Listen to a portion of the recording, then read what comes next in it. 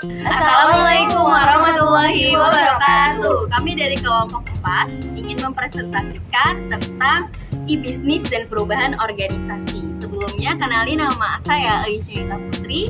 Saya Nora Fabaizatun. Saya Sarah Afifah Zahra. Saya Nurbiat Fatita. Jangan lupa menonton sampai habis.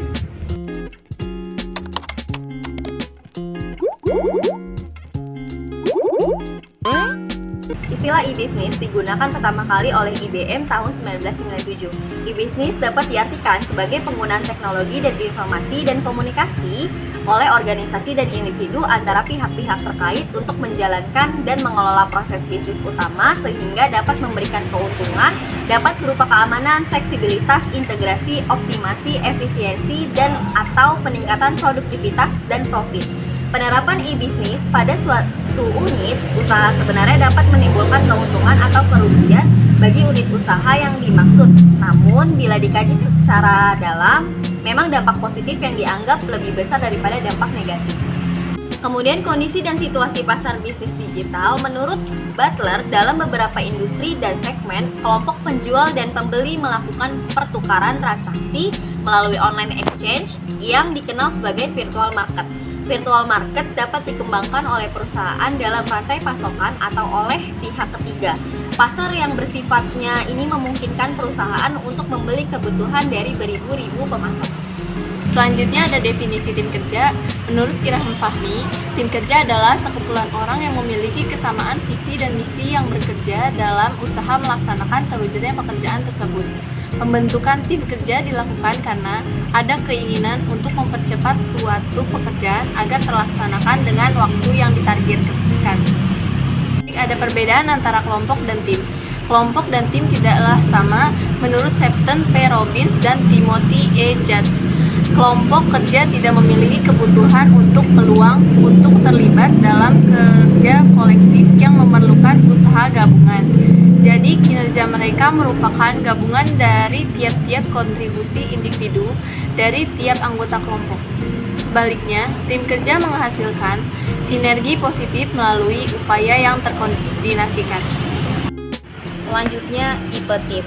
Menurut Stephen P. Robbins and Timothy E. Judge, terdapat beberapa jenis atau tipe tim, yaitu 1. Tim pemecahan masalah, terdiri dari karyawan dari departemen yang sama berkumpul selama beberapa jam untuk menyelesaikan masalah bersama. 2. Tim kerja yang dikelola sendiri, kelompok karyawan yang terkait dengan pekerjaan dan saling tergantung dan mengambil banyak tanggung jawab supervisor. 3. Tim fungsional silang, terdiri dari para karyawan dan level hierarki yang terdapat tetapi dalam area yang berbeda, yang datang bersama-sama untuk menyelesaikan satu tugas. 4. Tim virtual menggunakan teknologi komputer untuk mempersatukan secara fisik para anggota yang tersebar dan mencapai tujuan umum.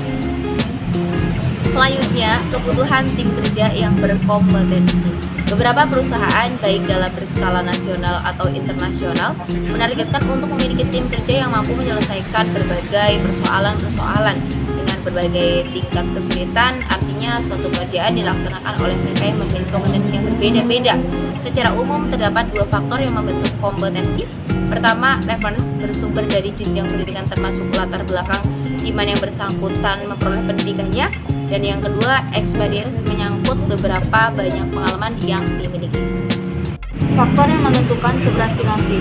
Menurut Stephen P. Robbins dan Timothy Judge, terdapat 4 faktor kontekstual secara signifikan terkait dengan tim kerja, yaitu 1.